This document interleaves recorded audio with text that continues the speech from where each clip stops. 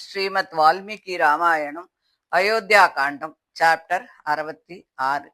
அணைந்த ஹோமத்தினுடைய அக்னியை போலும், ஜலங்கள்லாம் வத்தி போன ஒரு சமுத்திரத்தை போலையும், கிரணங்களே இல்லாத சூரியனை போலையும் தசரதர் உயிரை இழந்து பரலோகம் போனதை பார்த்து கௌசல்யை புத்திர சோகத்தாலும் பர்த்தாவை இழந்த அந்த துக்கத்தாலும் ஹிருதயமே பிளந்து சக்கரவர்த்தியின் தலைய தன்னோட மடியில வச்சுண்டு அங்கே வந்திருந்த கைகேயிய பார்த்து, உன் புத்திரனுக்கு இடையூறாக இருந்த ராமனை நீ காட்டுக்கு அனுப்பிச்சுட்ட, போரும் போராயத்துக்கு இப்போ இந்த தசரதரையும் நீ கொன்னுட்ட, மகா துஷ்டே, நீ மகா பாபி, நீ பிடிச்ச பிடிவாதம் நிறைவேறிடுத்தா, இப்பொழுதாவது உன் எண்ணமெல்லாம் பூர்த்தியாச்சா, இனிமேலாவது எந்த ஒரு உபதிரவமும் இல்லாம நீ ரொம்ப சௌக்கியமா இந்த ராஜ்யத்தை ஆண்டுன்று, என் ஒரே குழந்தையான ராமன் என்னை கதற விட்டுட்டு காட்டுக்கு போனா, எனக்கு ஒரே கதியான என்னுடைய புருஷனும்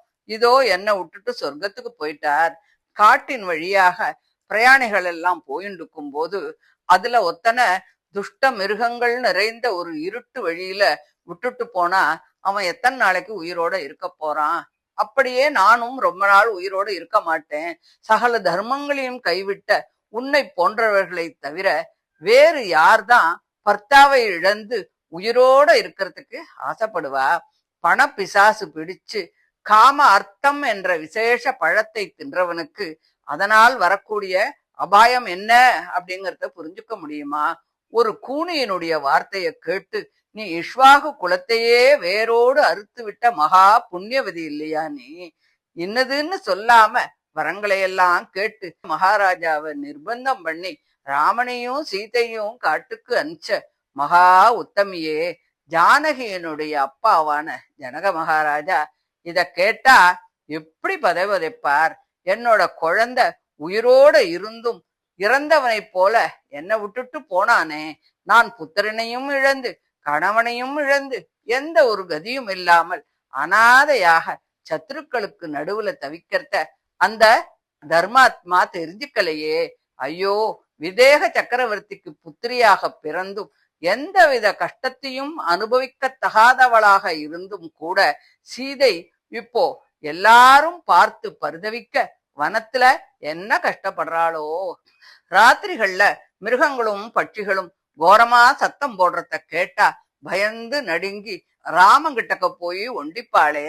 ஜனகருக்கு புத்திரனும் புத்திரியும் சீதைதான் அல்லவா? அவருக்கோ வயசாயிடுத்து. தன்னுடைய அருமை குழந்தைக்கு நேர்ந்த இந்த துக்கத்தை நினைச்சு நினைச்சு அவர் உயிரையே விட்டுடுவாரே. பர்த்தா துக்கப்படும் போது வருந்துகின்றவளும் சந்தோஷப்படும் போது சந்தோஷப்படுறவளும் தன்னை விட்டு பிரிந்து வேறு தேசத்துக்கு போயிருக்கும் போது அந்த துக்கத்தையே நினைச்சுண்டு இழைச்சு ஆடை ஆபரணங்கள் இவைகள் எல்லாம் ஆசை இல்லாம இருக்கிறவரும் அவர் உயிரை விட்டு பரலோகம் போகும்போது தானும் அவரோடு போகின்ற உத்தமிதான் பதிவிரதை அப்படின்னு சொல்லியிருக்கா. நானும் அதே மாதிரி என் பர்த்தாவின் தேகத்தை ஆலிங்கனம் செய்து கொண்டு அக்னியிலே பிரவேசித்து அவருக்கு கிடைக்கக்கூடிய அந்த உத்தம கதிய நானும் அடைவேன் அப்படின்னு கௌசல்யை புலம்ப ஆரம்பிக்கிறார். அந்த புறத்து வேலைக்காரிகள் எல்லாம் அவளை பலாத்காரமா வேற ஒரு இடத்துக்கு அழைச்சுண்டு போறா. அவளுக்கு அத்தனை துக்கமா இருக்கு, என்ன செய்யறது? கொஞ்சம் அட்லீஸ்ட் அந்தண்டா ஆழ்த்துன்னு போனாலும் அவ துக்கம் குறையாதா அப்படிங்கிறதுக்காக அவளை அந்த இடத்துல இருந்து கொஞ்சம் அந்தண்டா அழைச்சுன்னு போயிடுறா. அதுக்கப்புறமா வசிஷ்டர் சொன்னபடி அந்த பிரேதத்தை எண்ணெய் கொப்பரையில போட்டு மேலே நடக்க வேண்டிய காரியங்களை எல்லாம் பண்ண ஆரம்பிச்சா. எல்லா தர்மங்களையும் அறிஞ்சாவா புத்திரன் இல்லாம ராஜனுக்கு பிரேத காரியங்கள் எல்லாம் செய்யறது சரியில்லை.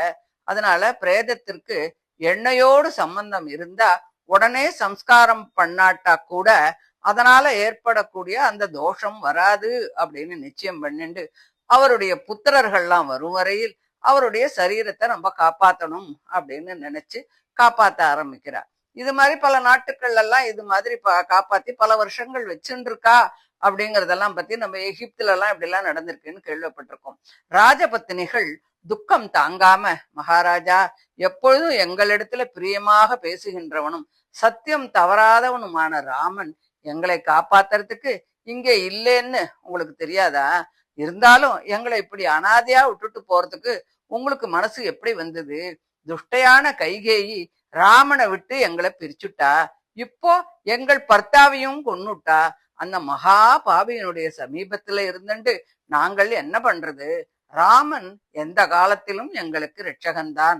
தங்களுக்கு எல்லா பணிவிடையும் செஞ்சு காப்பாத்துறவன், மகா தைரியசாலி. ராஜலட்சுமியையே வேண்டாம்னுட்டு மகாலட்சுமியோட அவன் வனத்துக்கு போயிட்டான். இனிமே கைகேயி எங்களை அலட்சியம் பண்ணி கஷ்டப்படுத்ததான் போறா. நீங்களும் இல்ல, அந்த மகா வீரனான ராமனும் இல்ல. நாங்க எப்படித்தான் பிழைக்க போறோமோ? தன்னுடைய பர்த்தாவையும் ராமனையும் மகா பலவானான லக்ஷ்மணனையும் சீதையையும் கைவிட்டவள் எங்களை கைவிடுறதுக்கு எத்தனை நாள் ஆக போறது அப்படின்னு சொல்லி சொல்லி சொல்லி சொல்லி எல்லாரும் அழ ஆரம்பிக்கிறார். சந்திரன் இல்லாத ஒரு இரவை போலவும் கணவன் இல்லாத ஒரு ஸ்திரீயை போலவும் மகாத்மாவான தசரதர் இல்லாத அந்த அயோத்தி பிரகாசமே இல்லாம இருந்தது. எல்லோரும் அழுதுன்னு இருந்தா. குலஸ்திரீகள் எல்லாம் கதறினா. சக்கரவர்த்தி புத்திர சோகத்தால பரலோகத்துக்கு போயிட்டார். அவருடைய பாரியைகள் மூர்ச்சை அடைந்தார்கள். சூரியனும் தன் வம்சத்தில் பிறந்த மகா கீர்த்திமானான இந்த தசரத ராஜன் இறந்து போன துக்கத்தால ஒளிமங்கி தானும் மறைஞ்சு போனான். அதனால இருட்டால கருத்த அந்த ராத்திரியும் வந்துடுத்து. அங்கே வந்த பந்துக்களில் சிலர் மகா பராக்கிரமசாலிகளான 4 பிள்ளைகளை பெற்றிருந்து கூட ஒருவனாவது பக்கத்துல இல்லையே. எப்படியாவது சம்ஸ்காரம் பண்ணணும். மந்திரிகள் ஒரு புத்திரனாவது பக்கத்துல இல்லாம பிரேத காரியங்கள் எல்லாம் நடத்தக்கூடாது அப்படின்னு சொல்லி அதற்கான மேற்பட்ட காரியங்கள் எல்லாம் நிறுத்திட்டா. மகா புருஷனான ராமனை புத்திரனாக அடைந்த தசரதருக்கு சாமானிய ஜனங்களுக்கு கிடைக்கக்கூடிய ஒரு புத்திர கிரியை கூட கிடைக்கலையே. ஆனா எல்லாத்தையும் விட கர்மமே பெருசு.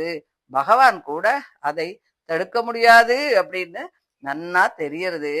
ஆண்களும் பெண்களும் கூட்டங்கூட்டமாக நின்னுண்டு கைகேய திட்டோ திட்டுன்னு எல்லாரும் திட்டுறா. அதுல திட்டாதவா ஒருத்தர் கூட பாக்கி இல்ல அப்படின்னு சொல்லி எல்லோரும் மகா துக்கத்துல இருந்தா அப்படின்னு இந்த 66வது சாப்டரை முடிக்கிறா. இதை தொடர்ந்து 67வது அத்தியாயத்தை அடுத்த ஆடியோவில் பார்க்கலாம். தேங்க்யூ.